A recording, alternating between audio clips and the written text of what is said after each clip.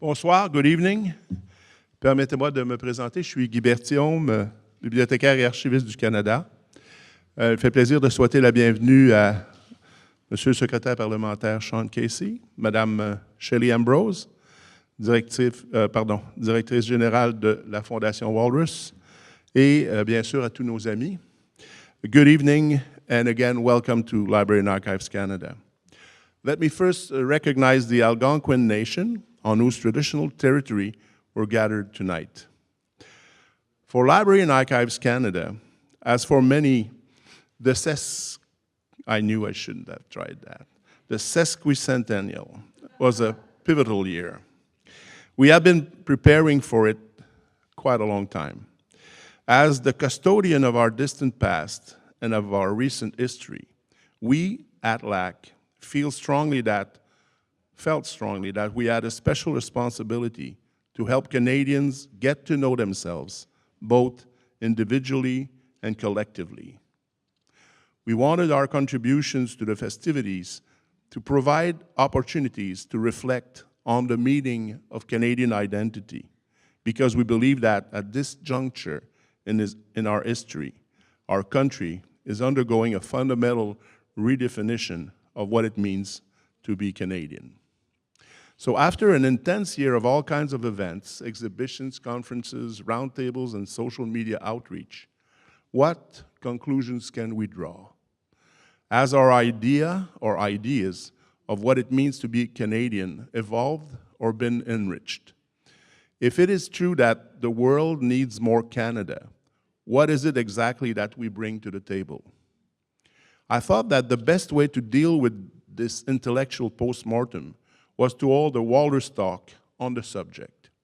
As you all know, over the past year, the Walrus held a series of conversations on the theme, Canada, we desire a better country. And it was to provide Canadians with opportunities to shape a more inclusive vision of Canadian society, its people, and what it means to be Canadian. So it seemed only natural to partner with them and to hold tonight's event, to consider some of those questions and to identify next steps for the 50 years leading to our bicentennial. I thank Shelley Ambrose and the Walrus, as well as Graham Flack and Andrew Campbell from my own department, Canadian Heritage. They spontaneously and generously offered their support for this initiative, and I'm grateful, very grateful for that. Sans plus tarder, il me fait plaisir de présenter le secrétaire parlementaire de la ministre Mélanie Joly, M. Sean Casey.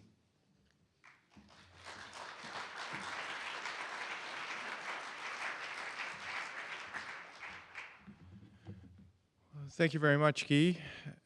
Good evening, everyone. I'd like to recognize my colleague in the House of Commons, Pierre Nantel, the spokesperson from the NDP for Heritage Matters. Pierre, it's good to see you.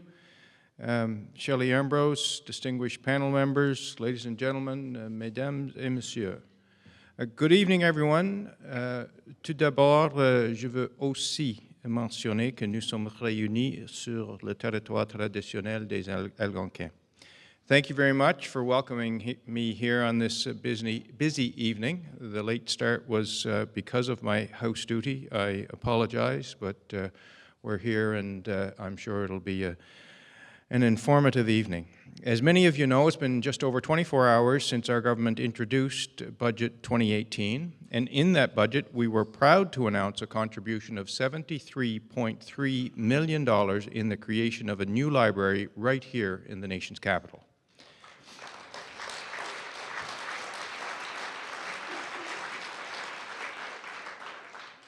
The City of Ottawa and Library and Archives Canada will be creating a world-class facility which will promote citizen participation in the community and improve access to Canada's history, culture, and collective knowledge.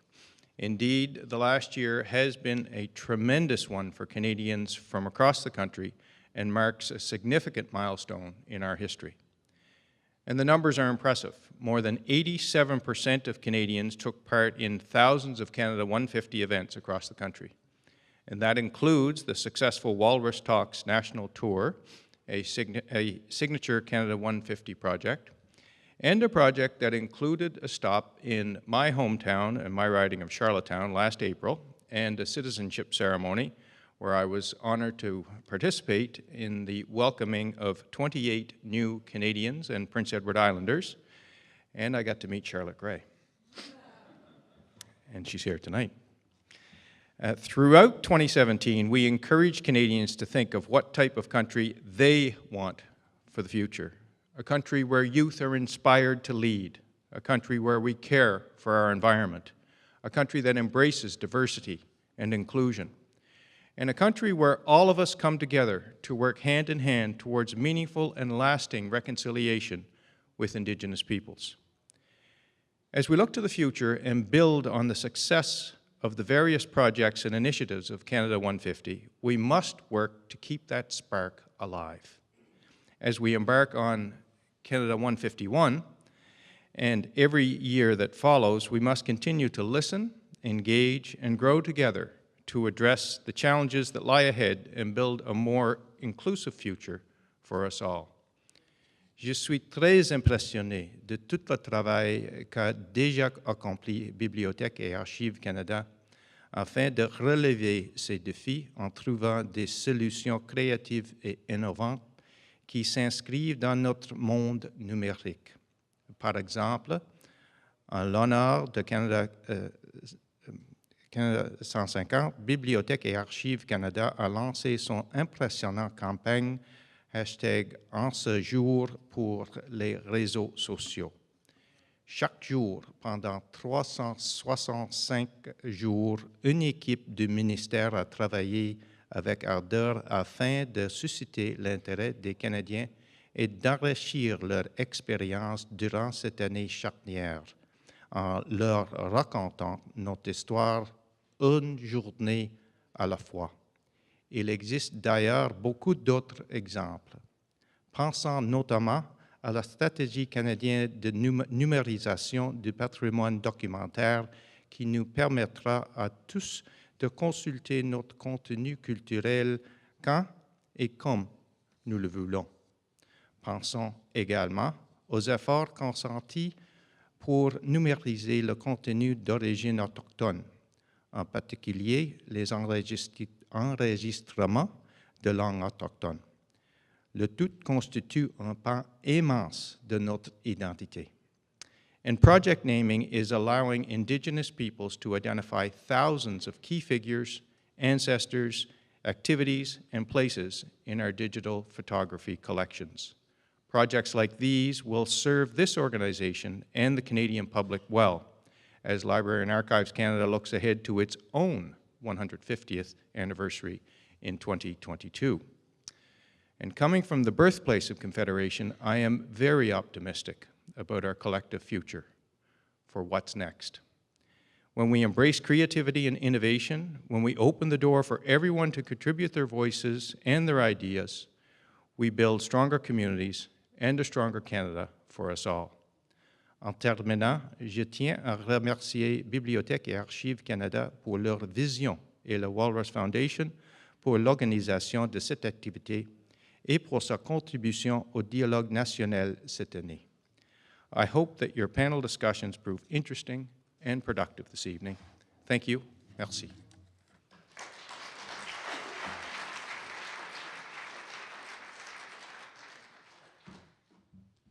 Let me now introduce the Executive Director of the Walrus Foundation and publisher of the Walrus, the formidable Shelley Ambrose.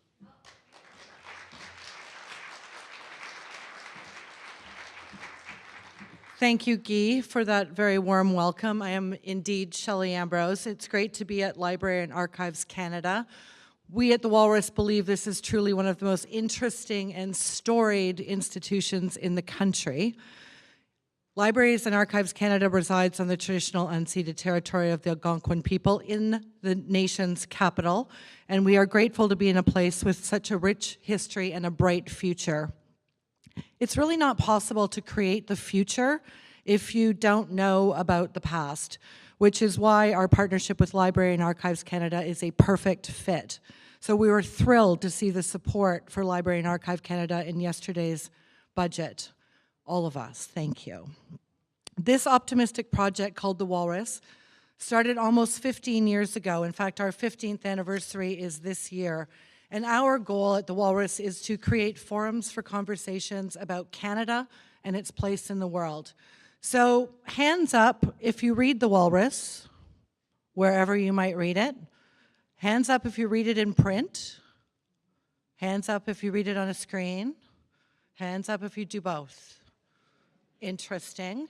And so that is good. Now here's my favorite question. Hands up, don't lie. Do you subscribe? I see you, Peter. Thank you very much. All right, that's not enough hands. We'll talk about that later. We started traveling this country with the Walrus Talks more than 7 years ago, and tonight is our 89th Walrus Talks. Hands up if you've been to one. Wow, that's great. Lots of new people. Hands up if you've given one. Ooh, welcome back, Walrus Talkers. Nice to see you. For those of you who are new to us, the Walrus has an educational mandate. The Walrus produces fact-based journalism. Yes. We never used to think we had to say that, but it's true. Fact-based, we have live human fact-checkers, and we believe that these things that we do create a better Canada, a stronger democracy, and a better informed citizenry. We also run a very unique editorial fellowship program designed to ensure the future of journalism at the Walrus and elsewhere is bright. And of course, we produce this series of talks. Last year, in the sesquicentennial, which I also had to practice for a long time, in 2017, we did all of these things I'm talking about and more, because as one of the signature initiatives of Canada 150, supported by the Department of Canadian Heritage and by the Rideau Hall Foundation, we embarked on a national tour, 13 provinces and territories in 13 weeks.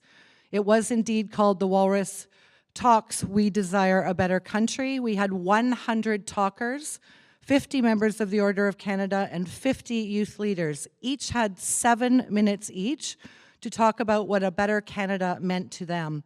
And we engaged with all sorts of people, youth, elders, north, south, east, west, in all manner of places, on a vintage train, in a national park, in a cathedral, in a longhouse, on a naval ship. And everywhere we went, we asked everyone, what is the one thing Canadians can do today to make a better country? And those answers became the animated videos, short videos that you saw while you were waiting for us to begin. We learned an extraordinary amount.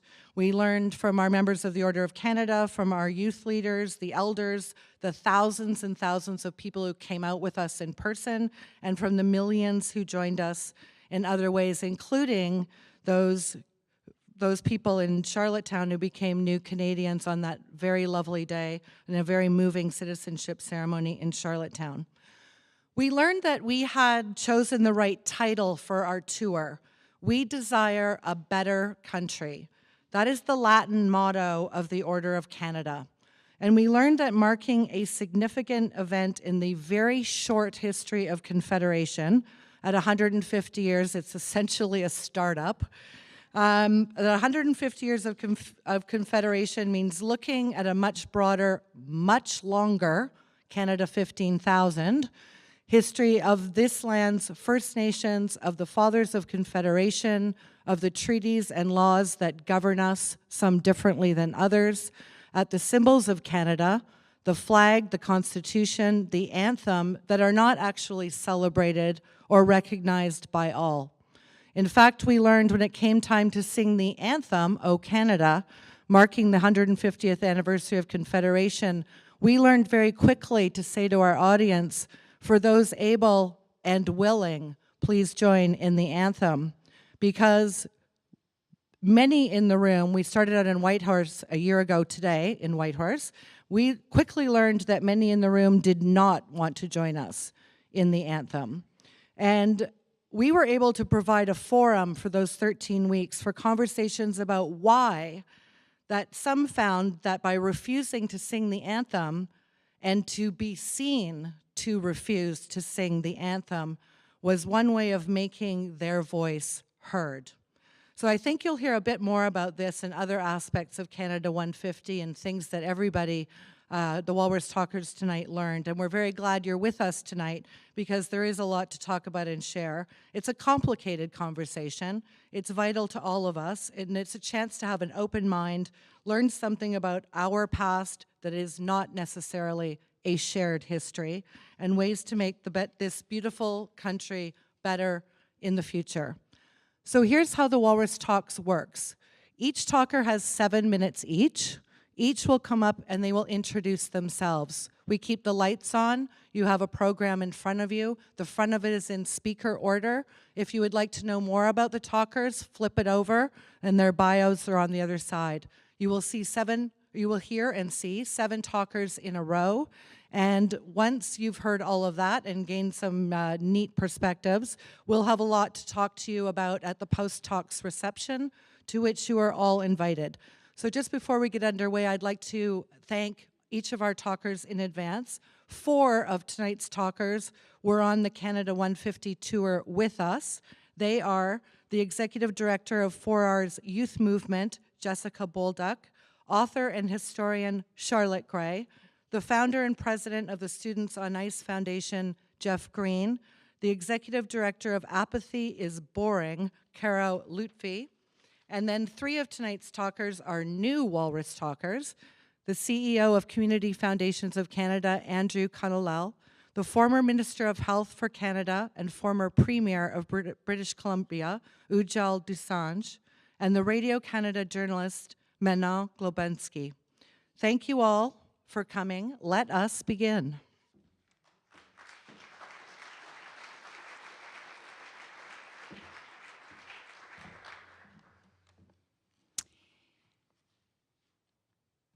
I'm Charlotte Gray. I write about history, and I'd like to welcome you to Canada 151. We started off pretty pumped about Canada 150, didn't we? There were going to be great local celebrations, free entry to national parks, and a grand party on Parliament Hill on July 1st. And the sesquicentennial logo was plastered everywhere. We found our country on the covers of international magazines, including the super brainy Economist and the uber cool Monocle. In late 2016, I published a book to mark this milestone year. It was called The Promise of Canada, 150 Years, People and Ideas That Shaped Our Country. To my and my publisher's joy, it sold well. And as a result, I was invited to give talks and lectures all over the country, to groups as large as 1,000 or as small as 20. But as the year went by, I watched sesquicentennial excitement curdle. Too many groups either didn't see themselves reflected in the celebrations or didn't think there was much to celebrate. The words colonialism, cultural appropriation, and white supremacism kept coming up. Indigenous peoples were chief amongst those who challenged the whole idea of commemorating the British North America Act's 150th birthday, but they were not alone in contesting the traditional story and trying to reframe history to highlight their own experience. Some of those experiences have been shocking. Cruelty in residential schools, loss of traditional lands, deliberate elimination of cultures, Chinese exclusion laws, anti-Semitism, racism, homophobia. But others, which tended to get lost in the wake, were uplifting.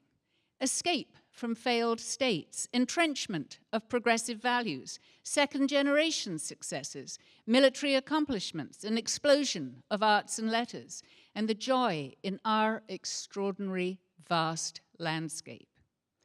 I heard many stories, good and bad, from readers as I crossed the country. Different audiences were looking for their piece in the national jigsaw. Older audiences wanted reassurance that the Canada of their youth still exists underneath the demographic churn. Younger audiences wanted moral certainty that today is superior to yesterday. But there was another, deeper concern that was rarely voiced. Given regional pressures, the incredible diversity of the Canadian population, the warp speed changes that the country has undergone in the past 150 years, what glue binds together today's Canadians? Now, you know, this is a question that has actually challenged federal politicians since Confederation was established, and this very building is stuffed with records of governments that tried to stir a pro-Canada sentiment ever since 1867. The sesquicentennial was simply one more attempt to trigger a surge of national sentiment. Ironically, as I crisscrossed the country, I discovered that any such surge was due as much to Donald Trump as to Justin Trudeau. At the start of 2017, I was frequently asked if there was any real difference between Canadians and Americans, a question that has haunted this country for decades. By the end of last year, the President of the United States had effectively answered that question with his approach to immigrants, gun laws, healthcare, climate change, and taxes. The gulf between Trumpian and Canadian values yawned. And for the first time in my memory, Canadians appeared to understand the uniqueness of this country, a uniqueness deeply embedded in the achievements of the past 150 years. But within the sesquicentennial scrum, that perspective was lost. So I begin Canada 151 with two thoughts. The first is that anniversaries are the enemies of good history because they are about myth-making and propaganda. The traditional role of the historians at such commemorations is usually to dig below the fireworks with a few yes, but. Yes, 1867 was the year when the Canadian Confederation was established, but it was not the, quote, birth of Canada. There had been Indigenous people here for thousands of years, and for more than 3 centuries there had been settlers who called themselves Canadians. And yes, it is moving to observe the centenary of the Battle of Vimy Ridge in 1917. But Vimy was not the most important military engagement that the Canadians fought during the First World War. It was not the birth of our nation. But who wants to listen to historians when history is now perceived not as an intellectual exercise, a process of inquiry, but as a stockpile of ammunition in the battle to dominate the narrative? My second thought is that we must never lose sight of the fact that Canada has always been a work in progress. The goalposts keep moving. We must go beyond today, acknowledging the demands of Indigenous peoples, and actually deal with them. Condemning climate change is not enough any longer. We must find a way to act in a way that balances social, environmental, and economic concerns. I said a work in progress, and I meant progress. We spent a lot of last year discussing the mistakes of the past 150 years. But now that we can put sesquicynicism behind us, we can also take a quietly reassuring lesson from the events of the past 150 years. Because if there's one thing for which Canadians deserve an Olympic gold medal alongside ice dancing, it's the entirely unheroic ability to compromise. The architecture of modern Canada was built on a compromise. The 1867 deal between English and French-speaking Canadians, and we have been negotiating differences within our diverse, scrappy society ever since. Compromise remains a constant in our public life. And as we embark on our next 150 years, this country's sturdy political architecture, progressive values, and skill in compromise is not a bad foundation on which to build a future. Thank you.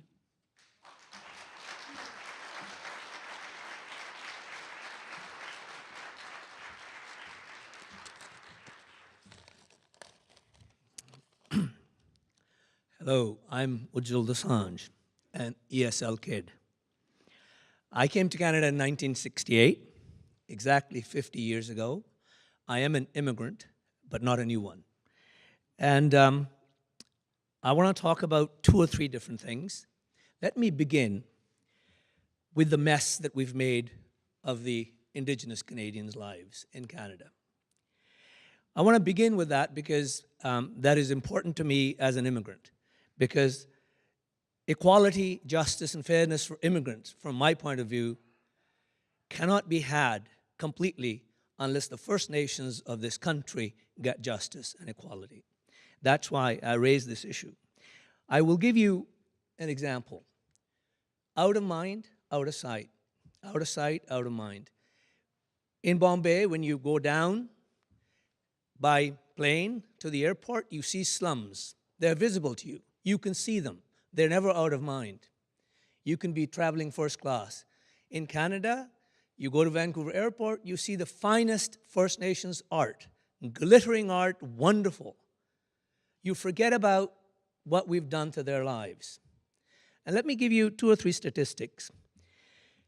In the last 8 years, the 5% population of the First Nations has produced 25% of Canadian inmates in Canadian prisons.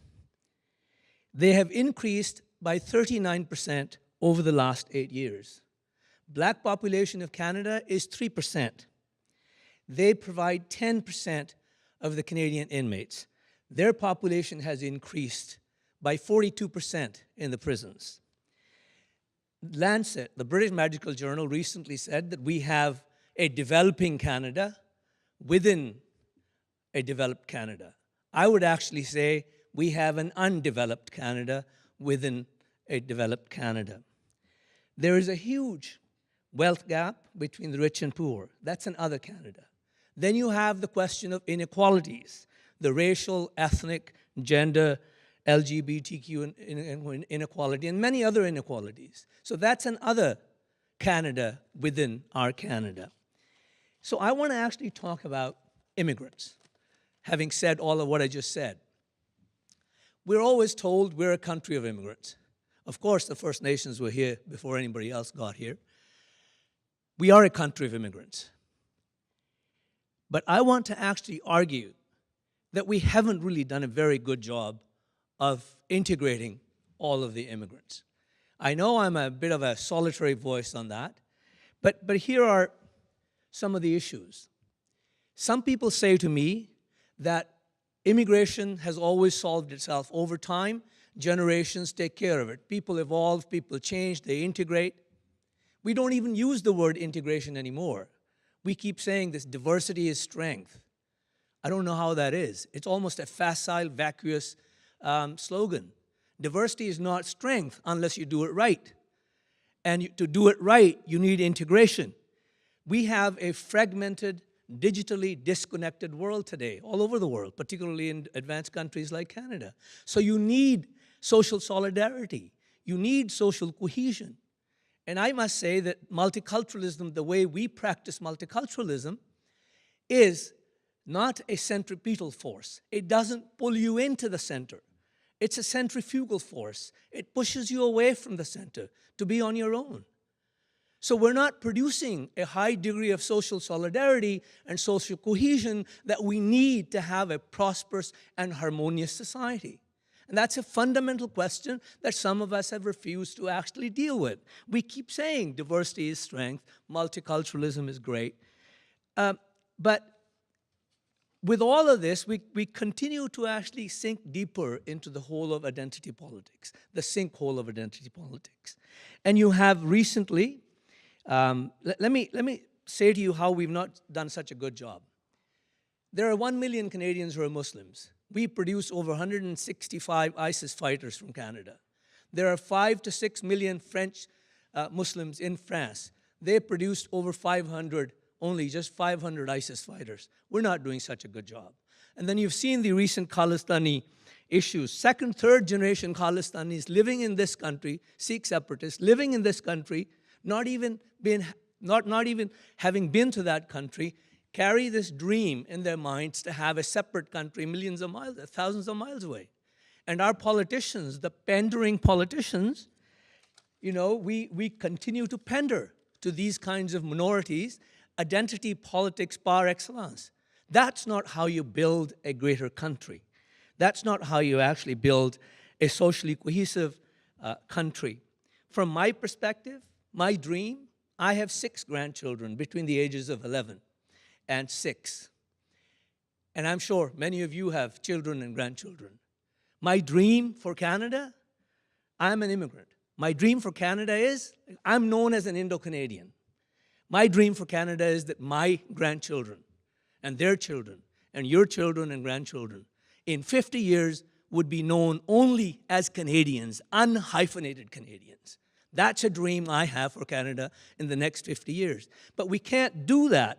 We can't do that unless we do justice to the First Nations. The fundamental problem in this country, it will always remain.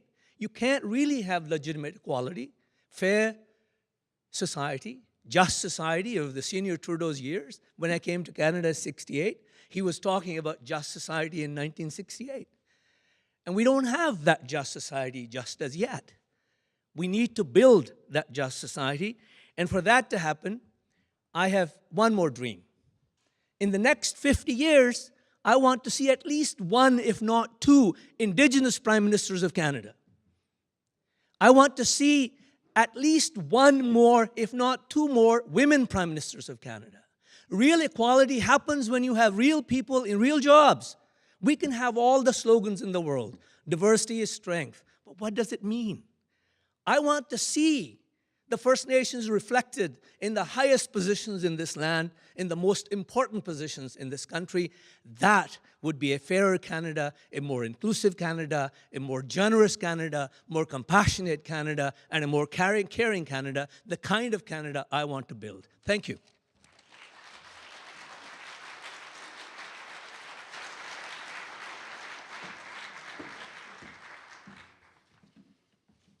Bonsoir.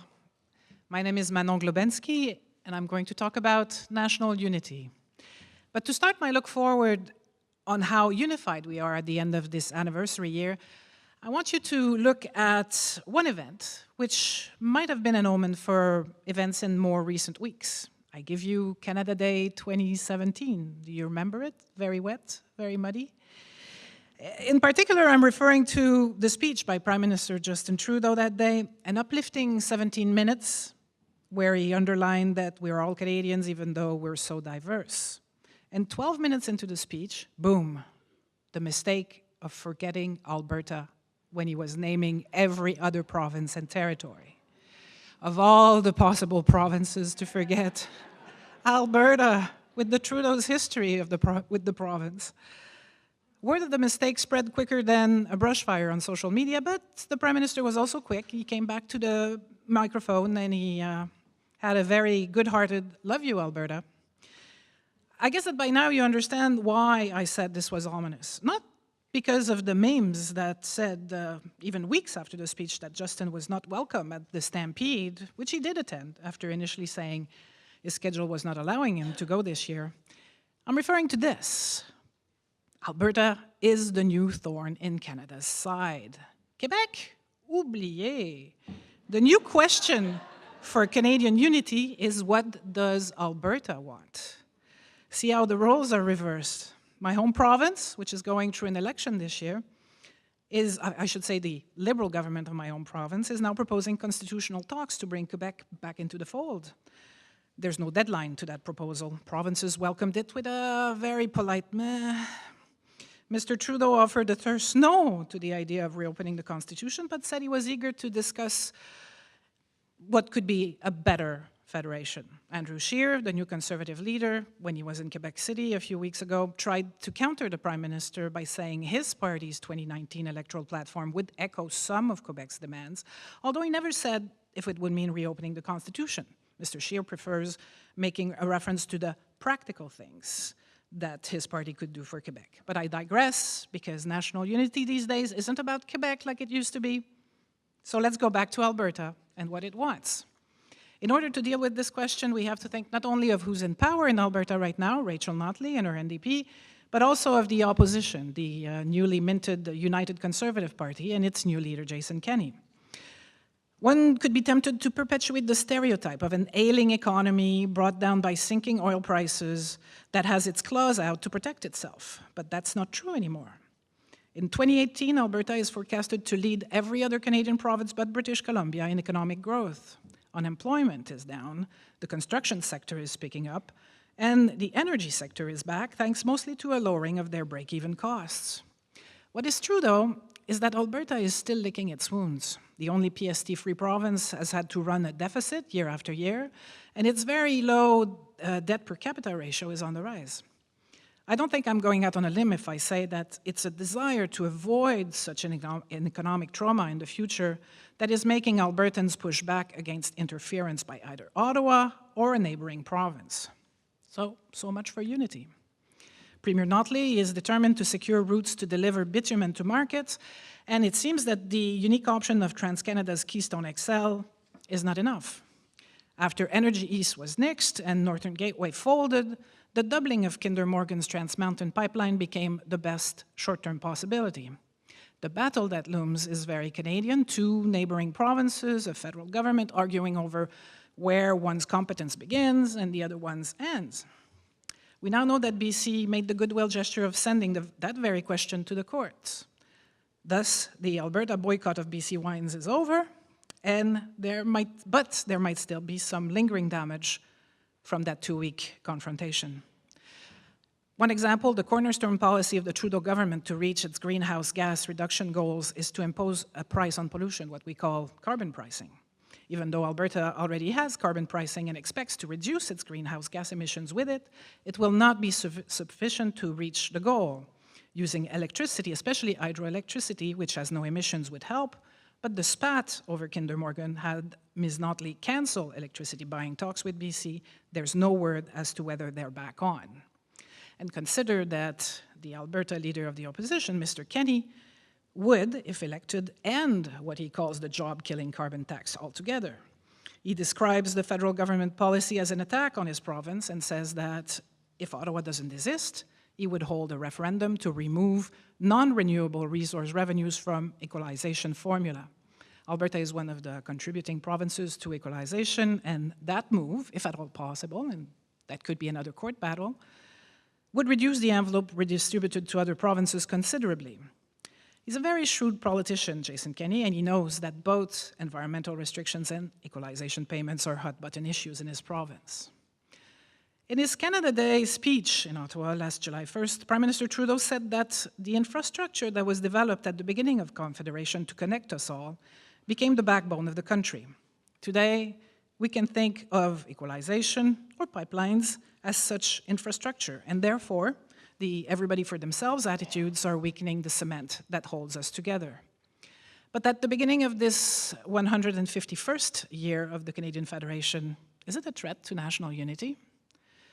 Justin Trudeau said during the Energy East debate, pitting West against East, we are much stronger than that. He might have a point, but if, as he said, it was compromises that led to a partnership of different provinces at the beginning of the country 150 years ago, then we have to keep working at it because compromises don't seem to be on the horizon, and if those compromises, and it is those compromises, I should say, that are the key to national unity in 2018 and beyond. Thank you.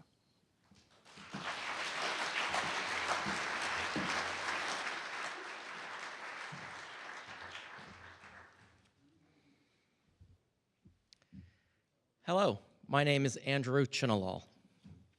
As I made my way through Ottawa last week, I passed the Canada 150 rink, which sits directly in front of our country's seat of political power. The ice may be almost gone, but the bold illuminated 150 is a tangible reminder of the symbolic year that has just concluded. Celebrated, embraced, rejected, and contested, it is an anniversary year that did not go unnoticed at home or abroad. Before we ask the question, what did we learn? I think it's important to be honest and courageous enough to ask ourselves if we have learned? And can we consider this year a defining moment in our shared history?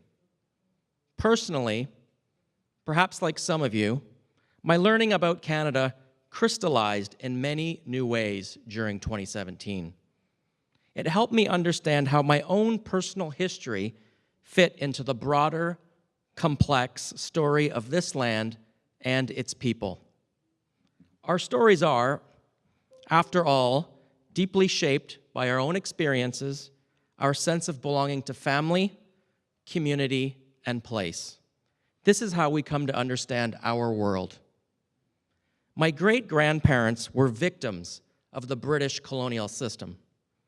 They were among the thousands of indentured laborers who were brought from India to British Guyana in a system of trade whose labor made Great Britain a strong colonial power. Many vestiges of this colonial past remain anchored in our systems and institutions today. They shape how we see ourselves and decisions about who we are and our future. How will that change in the Canada of tomorrow? I'll come back to this point in a few moments. Fast forward a few generations. My parents immigrated to Canada in 1972, awed by this country's potential for a new life, by opportunity, and with a great respect for the democracy and the constitutional monarchy underpinning Canada. To my parents at the time, Canada was a good place where they felt lucky to be accepted. Upon arrival, they did what many immigrants do. They worked hard, they saved, they placed a huge value on the education of their children. They wanted their children to belong and to succeed. For them, I learned respect and deference for Canadian culture and Canadian values. I was and am privileged to experience a version of Canada that about 85% of our population shares. Safe, housed, secure, and able to access a variety of opportunities. And yet, as my journey evolved, I began to see that this narrative was not a universal one. There was a darker side to this country's past and present. In the lead up to 2017, and in the wake of social movements like Idle No More and the Truth and Reconciliation Commission, many Canadians were exposed. Exposed for the first time to widespread multi-generational trauma caused by residential schools and events like the 60s scoop. For these communities, 2017 has understandably been problematic and a complicated anniversary. As a non-Indigenous Canadian, as a member of a visible minority and a second-generation Canadian, my work as an ally has been to listen, witness, and learn about these past and current realities. Learning from 2017 must be about facing these and other hard truths, asking better questions, and yes, celebrating our achievements, but also having the fortitude to address our difficult past. Can we acknowledge our blind spots and privileges? Can we turn the critical lens on in an attempt to see the world through the experiences of others? Do we have the courage and tenacity to imagine a better future and empower those that have been sidelined? To make space for them at the table where discussions and decisions about our future are made? Are we prepared to take substantive action to redress where we have failed individuals and communities? And how can these type of questions and actions foster healing between communities and nations and help them come together to find common ground from which to move forward? Collectively, I'm not sure we're able to hold up that frank lens to ourselves yet, at least not with consensus. In fact, as recent events like the Colton case or demographic trends attest, individuals and communities remain too divided on too many issues. We haven't yet realized that diversity is a reality and a strength if done right. The Canada of tomorrow will also look and sound radically different than the one it is today. By 2050, more than 50% of all Canadians will be a visible minority. The term itself will be virtually meaningless. Take that logic a step further to question what this kind of demographic shift might mean for institutions, structures, and systems that are legacies of a British colonial past. How will these institutions be relevant to such a diverse constituency? We're already seeing signals of people deeply questioning this. What will and should those look like in the Canada of tomorrow? As Canada becomes an ever more plural society, we must do a better job to ensure that everyone feels like they belong. In designing communities for the future, we can't get caught up in antiquated ways of thinking that have left so many people behind. So how do we use this knowledge and this information to do better? Can we do better? As I think back to my walk by the 150 rink, I wonder, how might that next symbol that sits across from Parliament be one that acknowledges those types of questions? Thank you.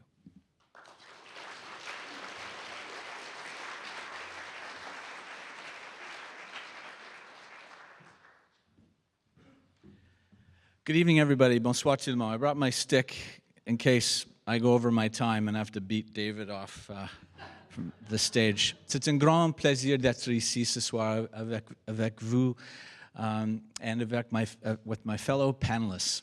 Canada 150. Do we have the clicker, Dave? Oh, there it is. Was a big year for us. I've led a lot of expeditions from pole to pole around the world, but Canada C3 was a whopper. It began by looking at the map of Canada, and we'd spent a lot of time in the Arctic with students on ice over the last 20 years. But looking at that map and thinking about doing something for Canada 150, the simple idea of sailing coast to coast to coast, all the way around Canada, as a way of telling stories, a way of connecting the country and connecting Canadians was born. Well, 25,000 kilometers later, 150 days later, and how do I condense this into 7 minutes? I have no idea, but I'm going to try my best. We made it. It was an extraordinary journey, a historic journey. It was also inspired perhaps by this little guy, Paddle to the Sea, who inspired a generation of Canadians, taught us what a watershed was, how the Great Lakes are connected to the ocean, and how we are connected we are an ocean nation, a water nation connected by lakes and rivers and oceans. We needed a ship, so luckily we found this one, a former Canadian Coast Guard icebreaker, once called the Sir Humphrey Gilbert, and it became our home, our floating platform, and it was a wonderful, wonderful platform for this journey. We started off in Toronto on the 1st of June, the night after the last Walrus talks of Canada 150, and away we went. We could have called it Canada C4 because, of course, the Great Lakes are really our fourth coastline.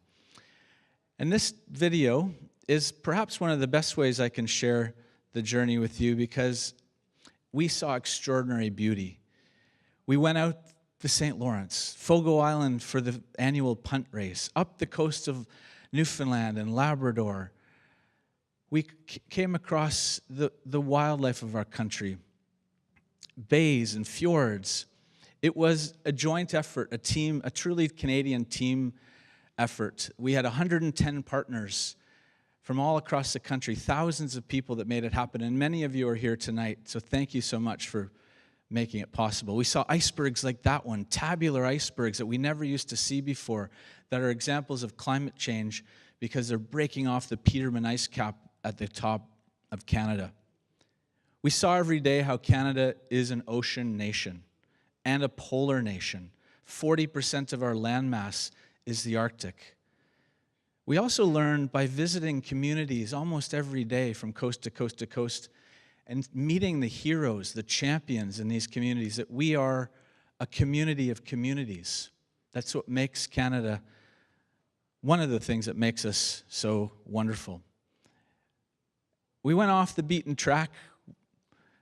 We spent a whole month going down the West Coast, and every day we got together. We had a diverse group of Canadians, really a cross-section of society on board, and we'd sit in sharing circles like this in the morning and the evening to really delve deep into the themes of 150, but into the challenges and the opportunities that our country faces. It was a journey of connecting, a journey of sharing, connecting with our youth and inspiring them. It was an emotional journey. I've never cried, laughed, been so inspired, been so motivated, and so overwhelmed in my life. Like moments in the legacy room, the Gord Downey Chani Wenjack legacy room, the first legacy room in the country was on our ship. It was a safe, sacred place for Indigenous and non-Indigenous Canadians to come together and to learn and to share. And Gord and Chani were with us in spirit every step of the journey. And it was great to see in the budget yesterday that the legacy rooms have been funded to continue and to grow. As we watched the fireworks in Charlottetown on the 1st of July, it was with mixed emotions. Because an hour before those fireworks were set off, Stephen Kakfwi, the former Premier of the Northwest Territories, shared all the reasons why he wasn't celebrating, none the least of which was because he was a residential school survivor and the trauma that he suffered through those years. But away we went, and the stories began from the Tragically Hip performing on the back deck in Kingston on World Environment Day. I kind of knew everything was going to be okay after that day. Pulling up Fred Penner's pants in the middle of a song when they fell down, as he was dressed like a Viking at L'Anse Meadow. Another one of the weird moments was taking Margaret Wente underwear shopping. Her luggage was lost. I didn't actually take her shopping. I just hailed down a pickup truck in Pond Inlet and said, "Can you take this woman and get some underwear?" And away Margaret went. We faced challenges and adversity, but we persevered, and incredible moments of awe and wonder that literally just touched you in the heart. And when you're touched in the heart, that's when you really change. Every day was like this. And of course, we were learning about the country through science.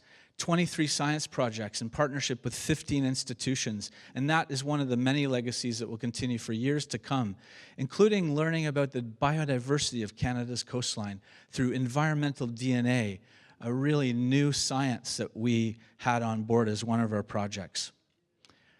We saw all 5 species of polar bear, or bears, polar, brown, black, grizzly, and of course spirit bear. They only live in our country in the Great Bear Rainforest, and they were absolutely an extraordinary highlight of our journey. Canada, as you probably also know, has 60% of the world's polar bears, and that gives us an added responsibility to do what we can to protect that habitat. One of my big takeaways on this journey from coast to coast to coast is that 80% of our coastline, of our journey, was along Indigenous lands. Just like tonight, we're here on Algonquin territory. Every day we almost woke up in a different traditional territory. But from the time we left Newfoundland to the time we got to Vancouver Island, we were only in Indigenous communities. Quite often, many of them didn't want us to come ashore. They said, "We're not celebrating Canada 150. And we said, "We're not either. We're here to listen and to learn and to share your stories." And that's what it became. And one of those people we met was Gujau. Gujau is one of the champions and warriors that have stood up and fought for the protection of Canada's coastline. He put his life on the line in Haida Gwaii when they were going to cut it down. We owe a huge debt of gratitude to the Indigenous peoples of Canada for the role they've played in so many respects, but one of those is as the guardians of our environment. And the last story I wanted to share, and it's one of my favorites, is of Roger Hitkuluk from Kugluktu, Nunavut. Roger was an elder on our team, and he started telling me a story about when he was 5 years old going hunting with his family. And they had to take refuge at an island in a storm. Well, in the middle of the night, the storm wrecked their boat. And they had to live for 3 months on this island in the Northwest Passage in the Dolphin and Union Strait. It wasn't a big deal. His parents hunted. They caught seals and fish, but they waited for the ice to freeze up so they could get back to the mainland. I heard this story, and I'm like, that's crazy. And so it turned out that island was close by, and we decided to go there. Well, we pulled in and put the nose of the ship right on this beach. Roger got out. He was the first person to set foot on that beach. And within 10 minutes, he found a piece of his dad's boat from 65 years ago. And he broke down in tears. And it takes a lot for an Inuk man to cry, but he did. Well, the story didn't end there. We hiked up this terraced beach, and at the top we found a cairn. And in that cairn was a note in a rusty tin can, and we read it. It was from Captain Tom Campsell from 1986, who had also taken refuge in that same beach. Well, the Governor General of Canada was with us, and he wrote his own note and put it back into that same rusty tin can where it is today. That showed the interconnectedness of this crazy country, but that wasn't the end of that evening. We went higher up onto that island, and we started looking around, and there were ruins around our feet. And we happened to have an archaeologist from Nunavut with us. And he said, these are Middle Dorset ruins. We were walking in the footsteps of people that had lived there 4,000 years ago. How could we be celebrating Canada 150? It seems so silly, when really every step of our journey from coast to coast to coast, we were walking in the footsteps of people that had lived here, including in Haida, Gwaii, where they found footsteps from 14,000 years ago. And this is one of those Dorset sites, totally undocumented site, which we hope to document in the years to come. Well, at the end of the journey, as we pulled into Victoria, we were 10 minutes late. Out of 150 days, not bad. But we like to say at the end of all of our expeditions, it's not the end, it's the beginning of what's next. And for Canada C3, that's many things. It's documentaries and books and all kinds of legacies. But for Canada, I think Canada 150 was a milestone on this journey. We're all on an expedition. Our lives are expeditions. And if you turn left instead of right, your whole life can be different. And this is an extraordinary opportunity for our country to make those decisions that are going to take us in a direction that will make us a better country. And the biggest takeaway I had, besides being an ocean nation, a polar nation, and a community of communities, it was hope. Hope and extraordinary potential and possibility is what I took away from seeing this country's coastline, meeting so many incredible people. So onwards on our journey, and let's make not just the next 50 years, but the next 15, whatever, 100 years, something that we can, a better country. That was a terrible finish, but thank you so much, everybody. Merci beaucoup.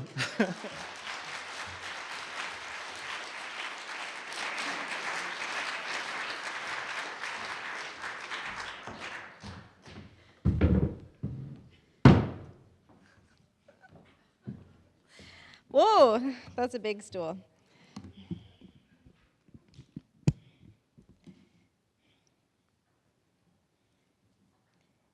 Ani bojo kinawaya, bidoya bematsi benis, nidijnakas, bawati nidonjiba, makwa and dodem, ojube nishnabe kwe and dao. My name is Jessica Bolduc, and I come from Bawatin, which is Sault Ste. Marie. Forget your perfect offering. There is a crack in everything. That's how the light gets in. These familiar lyrics, a little piece of Montreal, made their way to Greece this past weekend, spoken to a crowd of almost 60 international changemakers at the Art of Hosting Athens training. I was one of 3 people traveling from Turtle Island to explore through dialogue what moves us to take our place in the world during this time of chaos, complexity, and collapse.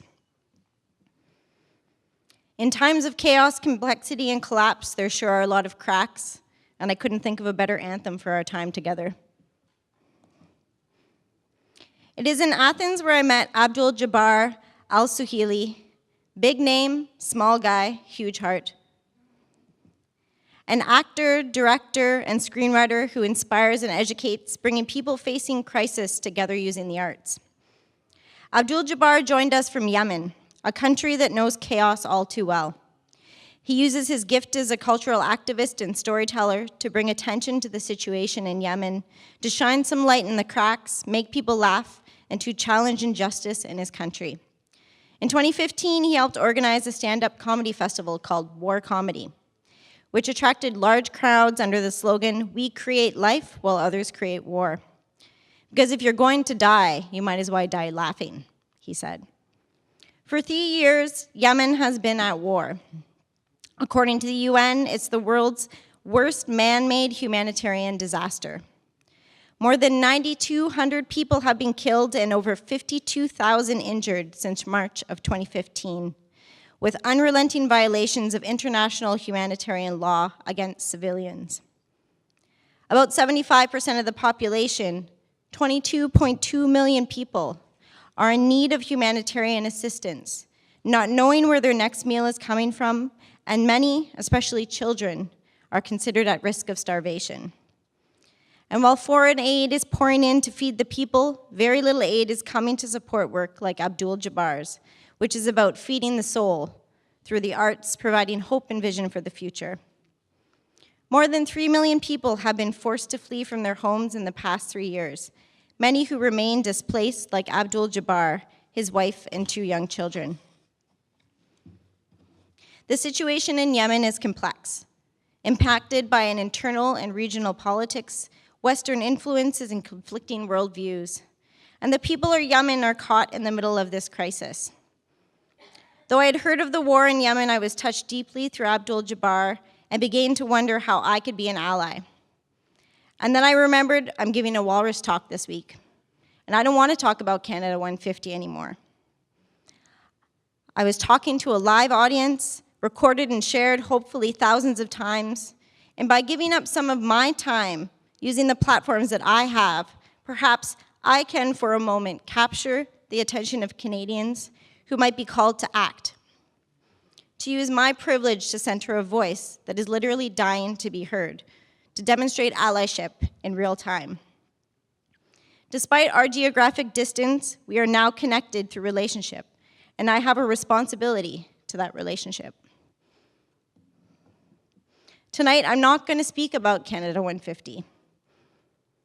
Canada is in a crisis. And this crisis is at the heart of what moved me to be in Athens. These 2 past weeks, the Indigenous community watched in horror as Canada's colonial systems, primarily the legal system, failed the families and communities of Colton and Tina Fontaine. What these decisions are saying to Indigenous youth and to Canadians is that our lives don't matter. Let that sink in. There is so much despair across the country right now, and if there is any hope of real reconciliation, it's fading fast.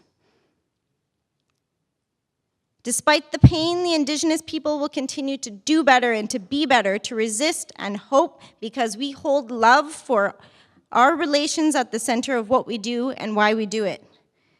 And we believe in a different relationship with Canada. We still believe in a different relationship. And we need Canadians to believe this too, to do better and to be better. Despite a Truth and Reconciliation Commission, this country continues to fail in its responsibility to the relationship with Indigenous peoples. The situation here is also complex, impacted by regional, provincial, federal, international politics, Western influences, and conflicting worldviews. And Indigenous youth are at the center of our crisis. With these truths, the Canadian identity is crumbling beneath us, and those who have something to lose, be it power or influence or control, are trying desperately to patch the cracks before something can grow. In Greek, the word crisis means the mental process that leads to a decision or choice. That's what's next for Canada. Canada, you have a decision, a choice to make, to shift your consciousness. What can you do with your time and your agency, the platforms and resources that you have, the power you yield to make sure not one more Indigenous life is lost. Change will come if we grow it together. In my work with the 4 Hours Youth Movement, we use the Ojibwe word Wadoktegewak to describe our allies. Wadoktegewak are people who are always willing to do the hard work, and they're always willing to help, bringing balance and joy in difficult times for community. Being an ally is not a static state. It is not a badge you wear or a title you give yourself. It is a process that shifts and shapes with new experiences of relationship and personal growth. An active process of change grounded in humility, generosity, and compassion. Allies are people who are willing to educate themselves and others, who will honor our full range of emotions, our sadness, our grief, and our rage, and work through the fear, the vulnerability, and discomfort that goes hand in hand with their imperfect offerings, so the seeds of change can germinate through the cracks. Miigwech.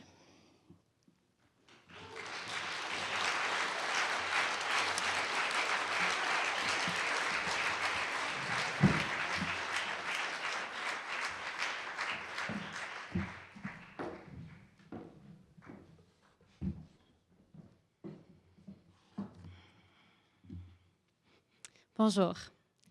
Thank you, Jess. Je m'appelle Caro Lutfi, et c'est un plaisir d'être parmi vous. We're here to talk about the legacy of having just marked the 150th year since Confederation. Well, whether you were engaged in celebrations, and up late waving a Canadian flag, or perhaps you were up late unweaving it, we're now in what I like to think of as the collective 150 hangover. It's that morning after, and let's be honest, we may have some regrets, but commit ourselves, hopefully, to doing better. For myself and for the organization I run, we know we can do a lot better with our democracy. But democracy can be a loaded term, so let me break that down, and I'll steal the words of the author Daniel Chemists. Democracy is not fundamentally national, nor is it fundamentally about voting. It is fundamentally about people taking charge of the conditions under which they live. And that is what Apathy is Boring does. In response to 150, we launched this year a new program called Rise. It supports young people to activate on local community projects while mobilizing their less engaged peers. And this is our hangover guide, working together to address systemic issues. But first, why do I care so much? I just came from having spent this past weekend with 40 young people as part of our national retreat. One of our Apathy is Boring ambassadors, Zainab, she said it best. She said, we rise to dent the future. Take Kenny, also one of our ambassadors, who allowed me to share his story with you. Kenny was released from prison 10 months ago. He's under 30, has spent 7 of the last 10 years in and out of incarceration. He has felt failed by the system because there were so few supports for him to reintegrate into society. He has 2 daughters, is now working full-time, is an ambassador with us, and is supporting his peers with the tools and resources they need to no longer fall back into crime when they too leave prison. He is making a dent in our justice system. Or take Emma Gonzales and her classmates at the high school in Parkland, Florida, who are stepping up right now to be heard around gun control after 17 of their classmates were shot down. They are making a dent right now in terms of gun control in the United States. Or take the voices like Jess Burdzuk in Canada. If it's not obvious, the young people in our country that are stepping up to be heard are powerful. And I'm committed to ensuring that as a country, we hear from as many of them as possible and that we value them within our democratic processes. So the problem, our democracy is facing a lot of challenges, both on the side of government as well as on the side of citizen engagement. Let's start with the Edelman Trust Barometer of 2017, which showed that 55%, a majority of Canadians, believe that the system is failing. This looked at if respondents felt a sense of injustice, a lack of confidence, a desire for change. Our experience up until now with liberal democracy has been the promotion of democratic values and process among societies who have experienced an increased quality of life from one generation to the next. But that's no longer the case. Our challenge is to uphold democratic process and values at a time when governments can no longer promise more, but are required to promise better. And while government faces challenges, citizen engagement has its own whole set of issues. Take for one, increasing polarization due to social media and information technologies, where news and current events are consumed within like-minded echo chambers, reinforcing existing values, leading to increasingly partisan conversations. To two, insufficient and quite frankly a lack of civic education in this country, where young people do not have a solid understanding of what makes a democracy work, or the need for them to take part in various acts of citizenship, which leads directly to three, a decline in voter turnout, an issue and a trend not only confined to federal politics, but provincial and municipal as well, and a trend that is being driven by the youngest segment of our voting population. And even with the increase in turnout in the 2015 federal election, we still have a ways to go.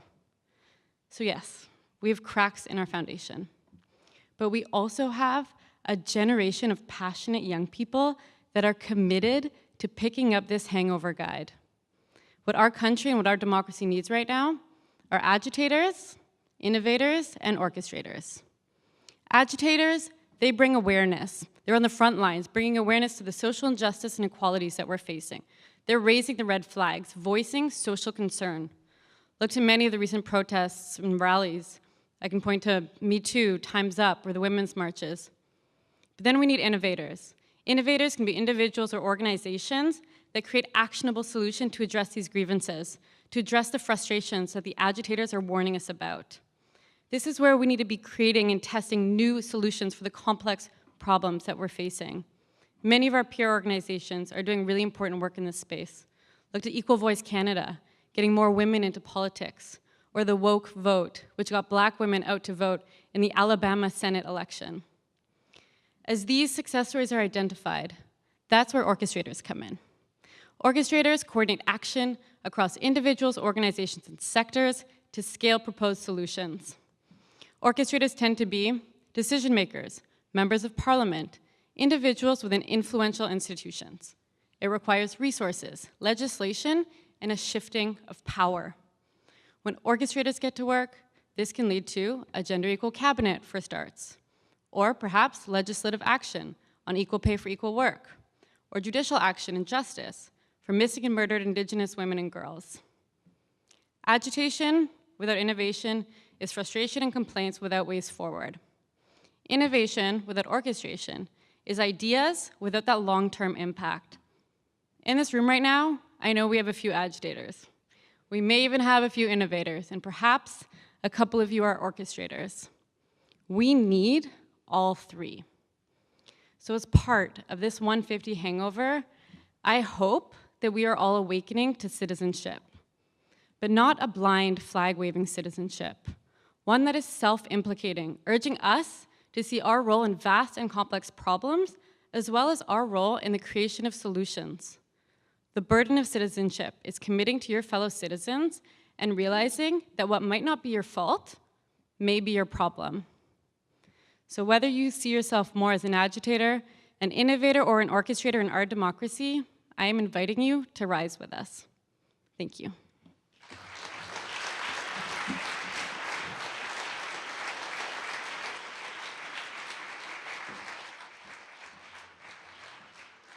There's your second female Prime Minister, Ujjal, right? Just hanging out right there. Please join me in thanking all of our talkers, Jessica Bolduc, Andrew Chanahel, Ujjal Dosanjh, Manon Globensky, Charlotte Gray, Jeff Green, and Caro Lutfi.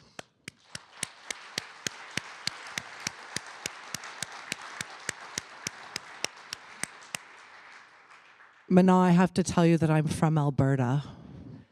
I am, and it isn't that Albertans didn't welcome Justin Trudeau to the Stampede. It's that Albertans have always felt that advice from the East, Eastern politicians coming. There's a term in Alberta that you often hear, which is all hat, no horse. It's not personal. It's just the way it is. I also want to thank all of our partners, the Walrus's partners on Canada 150. Many of you are here.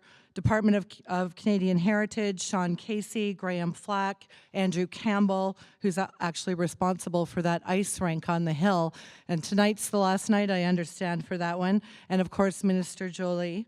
I want to thank everyone from the Rideau Hall Foundation and the former Governor General David Johnston, who joined us on our tour, and our partners at CBC. Jeff Kay is here from CBC, and our wonderful partners at CPAC. I see Lori Few and a couple of other people from CPAC as well, and everyone who came out, who talked on the tour, who listened on the tour, who traveled with us, and who organized it. And yes, we learned a lot. There was some flag waving and a lot of celebration, but as I said, it's complicated, and I want to thank everybody who helped us on that journey. At this moment, I'm going to set our talkers free. They're going to go out to the reception ahead of you, so you don't do that weird thing and try to trap them in the front row and talk to them. So if you guys, Mr. Casey, Guy, off you go, all of you guys, this way. I'm going to hold you here for a couple of seconds. As I mentioned, we can clap for them on their way out. That would be good.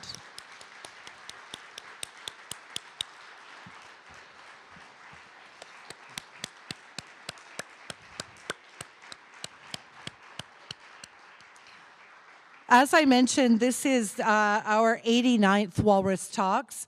That means there are now more than 600 7-minute Walrus Talks videos available for you to watch wherever and whenever you want on our YouTube channel.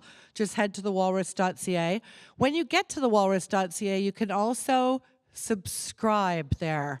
Yes, you can, but it's a lot cheaper and more efficient to do so tonight in the lobby, at the table out there, where fellow Walry, Kaylin Cooper, will be happy to sign you up, because tonight, just for you, it's $20 for an entire year. That's 10 issues of the Walrus delivered to your door. We practically bring it ourselves. $20 for an entire year.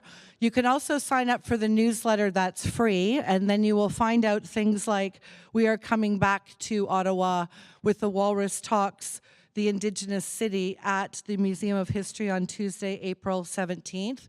If you're on our newsletter list, you will also find out about our very first 3-day festival in Toronto, June 13, 14, 15, called The Walrus Live, The Future of Everything.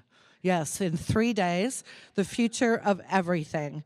So when you're out there, sign up for all that stuff. Part of our Legacy of Canada 150 is this little thing called Faye.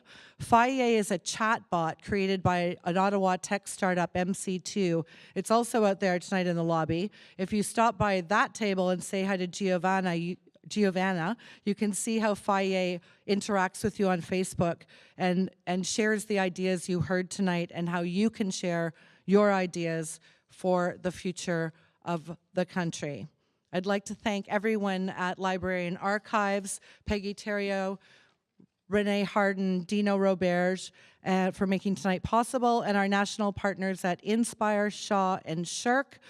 Please join us at the reception. There will be food and drink. You can meet fellow Walry Amy Ipperseal, our Director of Philanthropy, our amazing Director of Events, David Leonard, the aforementioned red-headed Kaylin Cooper with the subscriptions. There is food and drink, and if you are there, there will be good conversation. Please remember, you are the Walrus. Thank you for coming. Merci. Megwitch.